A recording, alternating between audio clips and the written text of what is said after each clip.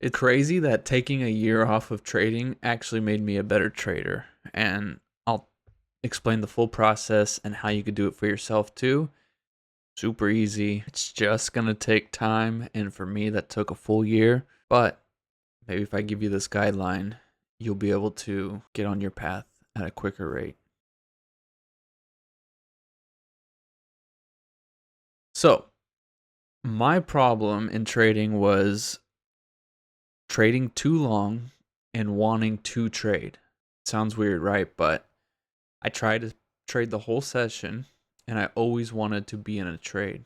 And that is my downfall. The emotions came because the more I sat around, I was like, okay, we're wasting time. I've been here for an hour and we haven't made any money. We need to find a setup. And then you start getting in this panic mode and just all these mind games you start playing on yourself. Then you start to gamble and then you're literally at a coin toss, right? If you're going to win or lose. Emotions start going, you spiral, you could blow an account, whatever. Nothing good comes from it, right? And I did that. I would get payouts, I would pass challenges, I would fail, blow up accounts, everything. Made money, lose money, fail challenges, get them funded but never get paid and blow them up. Get paid and then blow them up, get a couple payouts, then blow them up. Like it was just random, right? Didn't really make much money.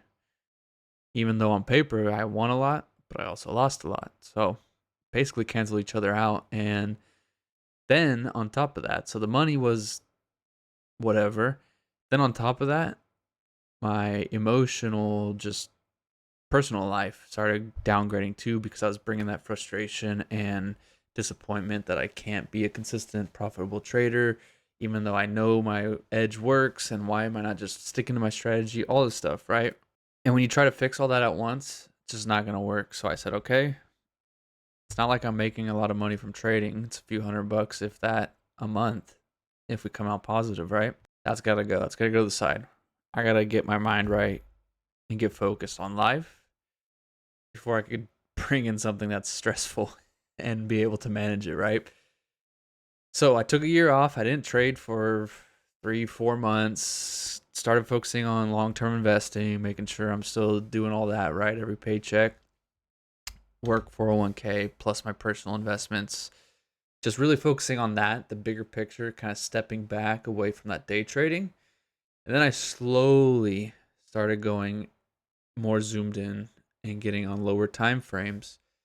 And that's when I started tracking lots of data. I do data work as my job, so it's only fitting that I just track the market data and have no agenda. So I didn't care if I won or lost or anything. I just tracked data and let the data tell me what to trade and when to trade and all this stuff, right?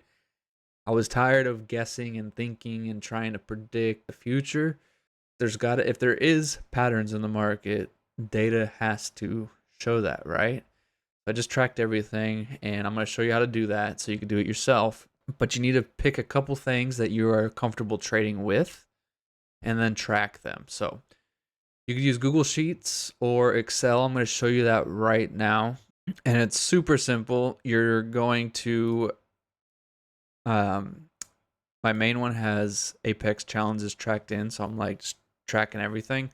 But for the purpose of this, I just wanted the back testing data so you could kind of see just what you will be doing when you are collecting data and trying to figure out what the real edge is for what you're comfortable trading. Account type, account name.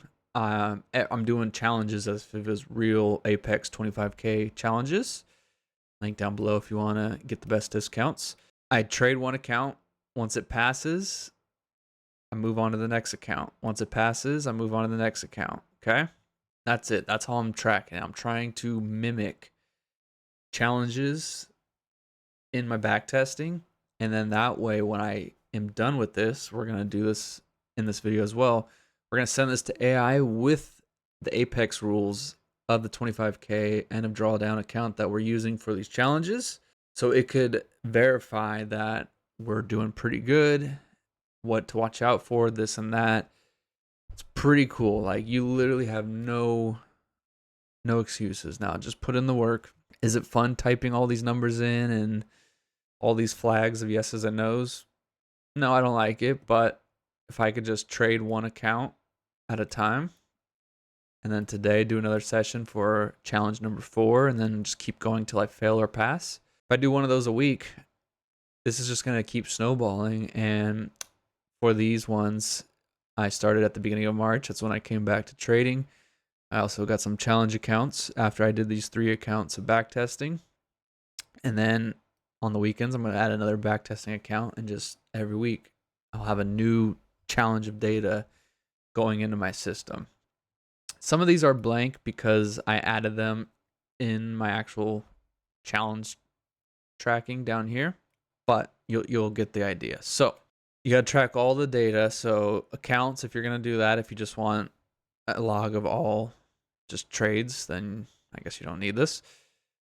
Important, we need the date. So these are the dates I'm going back in time to backtest. And then we also know the time period, so we could continue where we left off and just keep going through time. I'm only going to be trading the ES, but just in case I want to do NQ or anything else, I put instrument, contract size, we're just doing 1 ES, direction of the trade, bullish or bearish, entry, stop loss, target, and then your exit price. So this is where you close the trade. Is it your stop loss? Is it your take profit? Is it a partial? Whatever that price is. We're going to put in how much you would have made in that backtest trade. Now, this is how the edge starts to formulate. So you're going to make columns of stuff you are comfortable trading with. So whatever indicators, time periods, ranges, whatever you are comfortable trading with and you know how to work around these tools, you're going to track them up here. So for me, it's the 15-minute opening range. If you're curious about that, check my other videos. Less than 10 points. That's what I'm tracking. If this is a smaller range or a bigger range, I want to track that because a lot of my trades are 6 to 8 points, maybe 9. So I want to track that. If the range is bigger than my normal profit, stop loss, is that something that's going to affect me? Liquidity pools identified. So I always mark where the liquidity pools are, not only in the, I'll just explain on the chart. So for example, on this day, we'll go back to the 15 minutes. So before I even did this trade, I look for the most immediate high and low. Okay. We have this one down here, and we have this one up here. This is where price is at. Then I look for the major zones. So that's where this comes in. This whole range of price. This is that last point, besides this one way up here. Then I go to the low.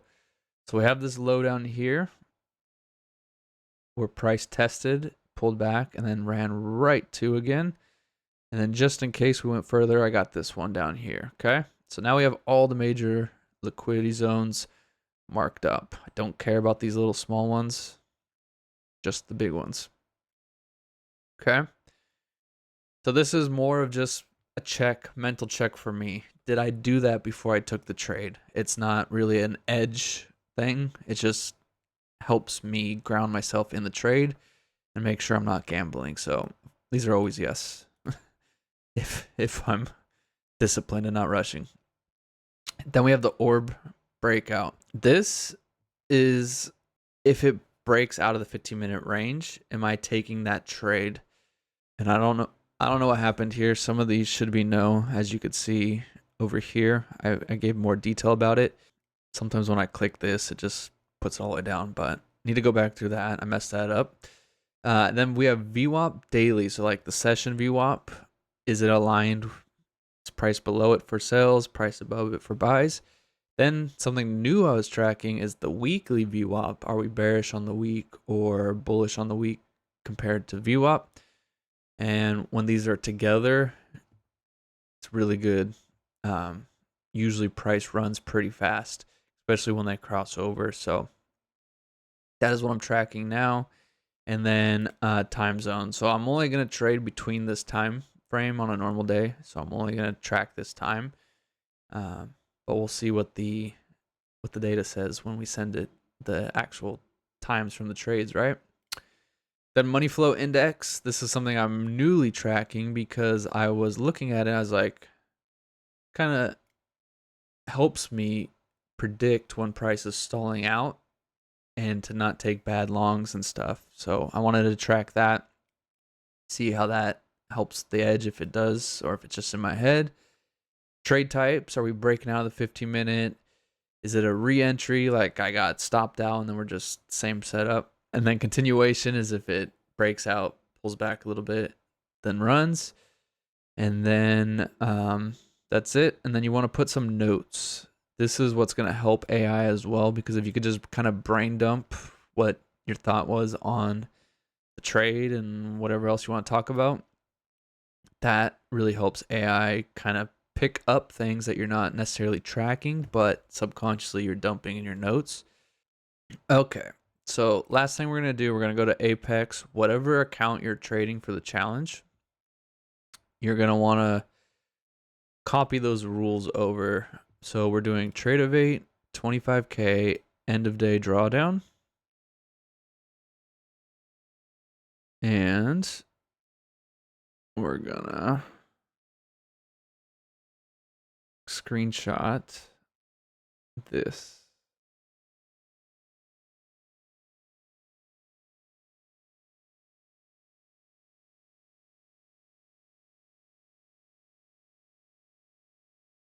All right. Usually you want to put thinking. I already fired it off under fast, so we'll see how it goes. But usually when you want more in-depth thought, just flip this over to thinking. That is what you got to do. Get the rules, track your strategy, find the edge within the rules, and then stick to the system. Now, watch this. I could put,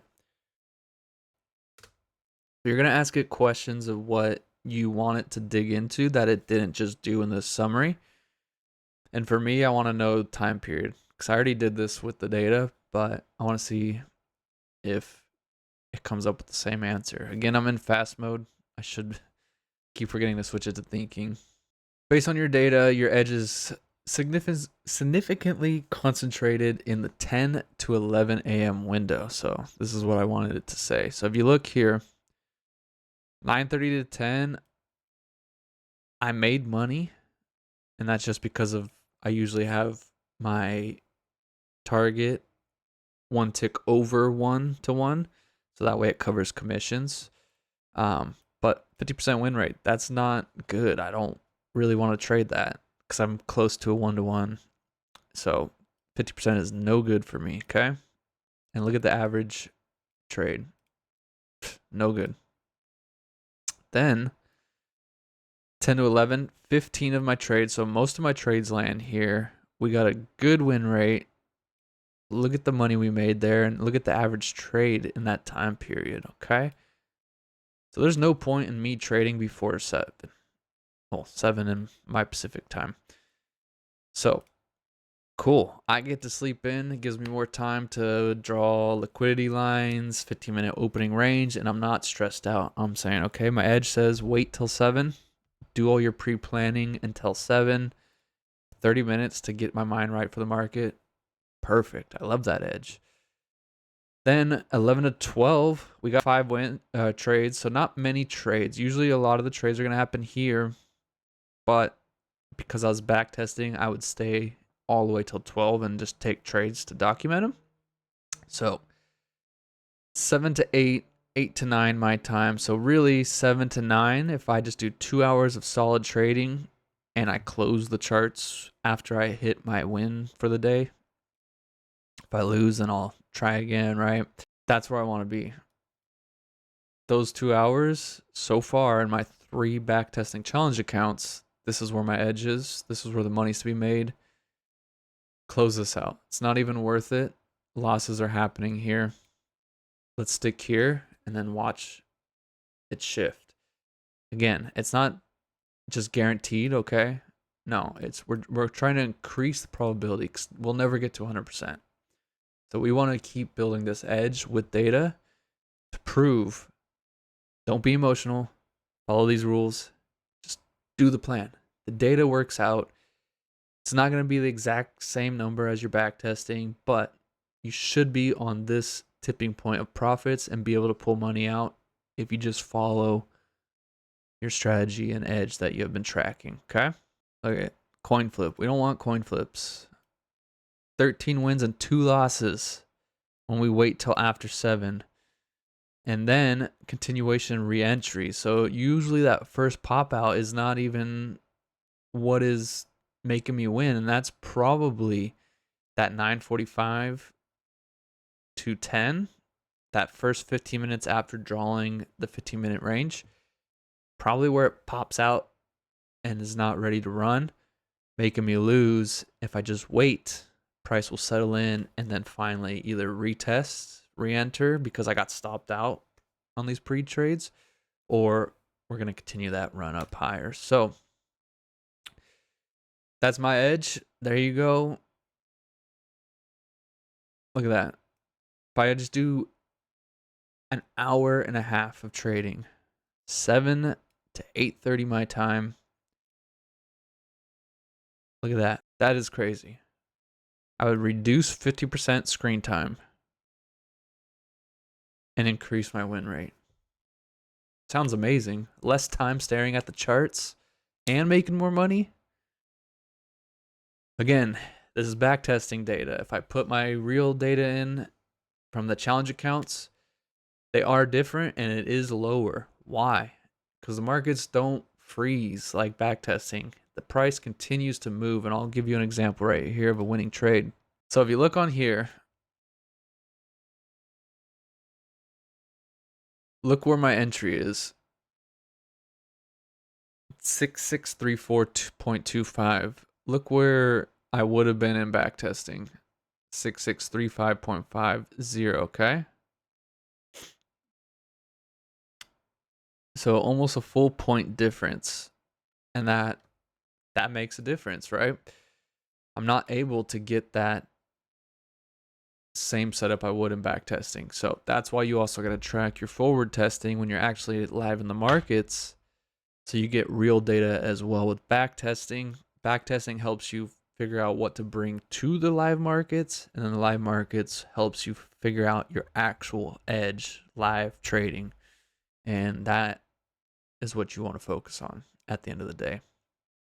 So you can see your price runs. So you're going to have a little lower, right? I'm not going to have the same entry, risk to reward. Everything's going to be adjusted a little bit depending on how price runs, right? So keep that in mind. Backtesting is going to look amazing.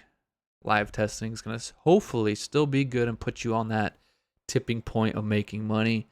And then it's all about collecting data and fine tuning, but not setting the system on fire. Before I would try this strategy, that strategy, this strategy, that, bounce all over, not know what's right. You got to stick to your core and then try new things. If it's not helping, get rid of it. If it is helping, keep it in and just mold your edge that is consistent over time.